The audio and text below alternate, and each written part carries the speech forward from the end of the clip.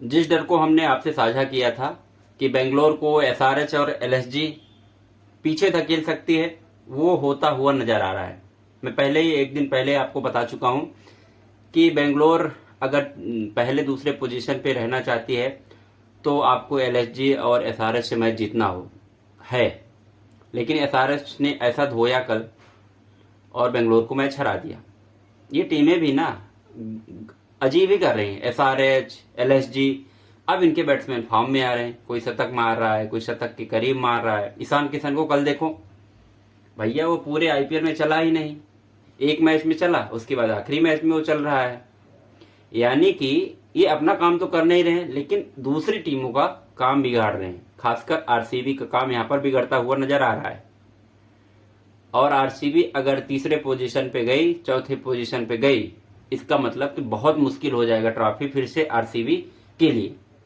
तो आरसीबी अगर चाहती है कि मैं टॉप 2 में फिनिश करूं, थोड़ा सा अब मुश्किल हो रहा है, क्योंकि इक्वेशन ये बन रहा है कि पंजाब का मैच है अब दिल्ली से, और पंजाब का एक मैच है और मुंबई से। तो ऐसे में ये होना चाहिए कि दिल्ली अगर पंजाब को हरा दे और मुंबई भी हरा दे पंजाब को, तब तो बन सकता है काम आरसीबी का। अगर नहीं हराती, एक भी मैच जीती है पंजाब, इसका मतलब वो टॉप 2 पे फिनिश करेंगे, तो जीटी और पीबीकेएस हो जाएंगे। ये बेंगलुरु के लिए बहुत खतरनाक है, क्योंकि जो तीसरे और चौथे नंबर में टीम फिनिश करती है ना, उसको 2 बार लड़ाई लड़ना पड़ता है फाइनल जाने के लिए।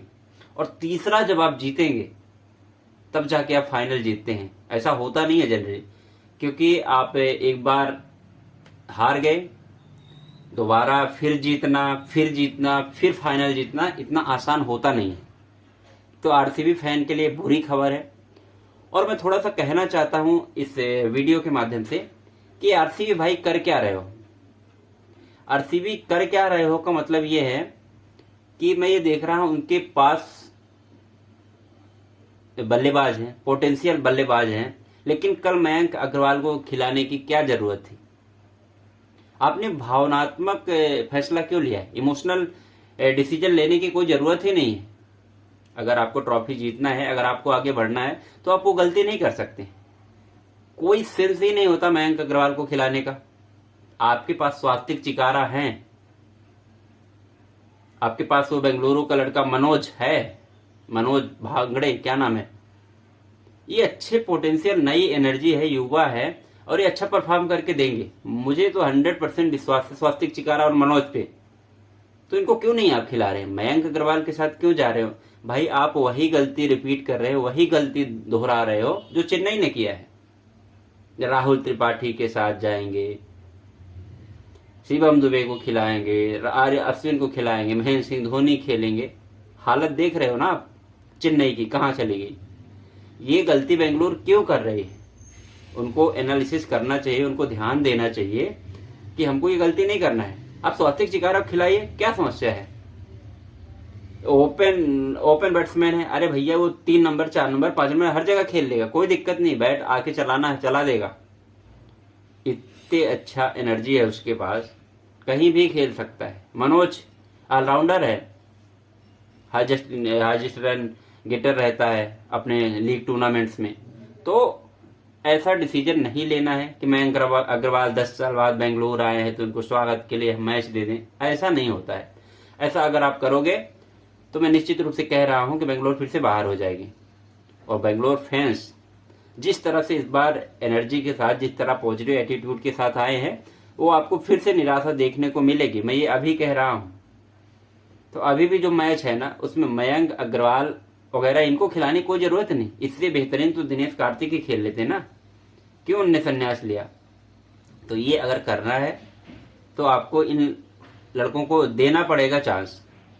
और मुझे ये पूरा यकीन है उनके काबिलियत पे कि वो लोग करके देंगे। चाहे आप चिकारा को खिलाइए, चाहे मनोज को खिलाइए, ये 2 सब्स्टिट्यूट बेहतरीन है। देवदत्त पडिक्कल का जगह खाली हुआ है तो उनके जगह पर ये खेल सकते हैं, कोई समस्या नहीं है।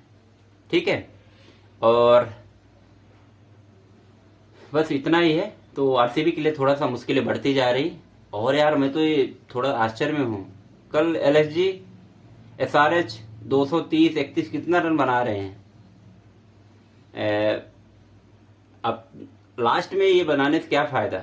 ईशान किशन को देखिए, मैंने बोला ही 94 रन मार दिए आके बंदा लास्ट में, मैंने अब तो मैच लिए जा रहा है। भैया पहले ही कर लेते ही काम ना।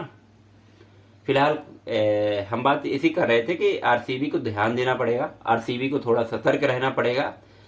If you want to qualify in the top 2 तो आपको थोड़ा ध्यान देना पड़ेगा। खैर अभी भी मैं कह रहा हूँ 70 to 80% चीजें आपके हाथ से खिसक गई हैं। आपने गलती कर दी है कल ही के मैच में।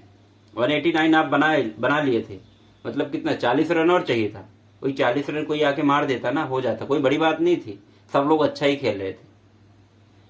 तो बी सीरियस, अगर आपको ट्रॉफी जिताना है।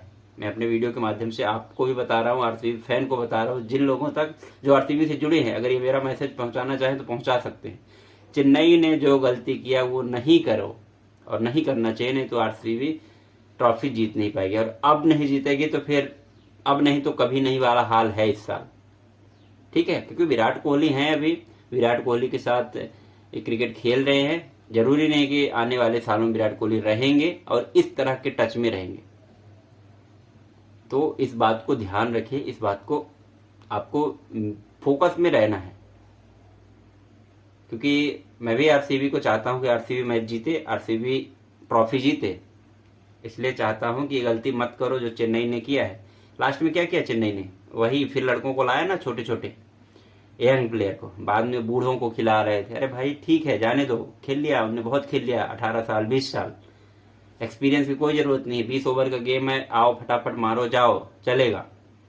There is no need to हाँ भैया पारी बिल्डअप करना है, चलाना है, कोई मतलब नहीं, ठीक है। तो बेंगलोर आपको ध्यान देना पड़ेगा अगर आपको ट्रॉफी जीतना है। बेंगलोर फैन आप लोग क्या कहते हैं इस बारे में, मुझे कमेंट के माध्यम से जरूर बताएं। क्या मैंने सही बताया और आपको क्या राय है, आपकी क्या सुझाव है, कल का मैच क्यों हारे हम लोग। खासकर आप आरसीबी के अगर फैन है तो आप जरूर मुझे कमेंट करके बताएंगे कि हाँ सही बात है, आप सही कह रहे हैं, ये गलती नहीं करना चाहिए। और आरसीबी मैनेजमेंट तक आप इस वीडियो को पहुंचाइए।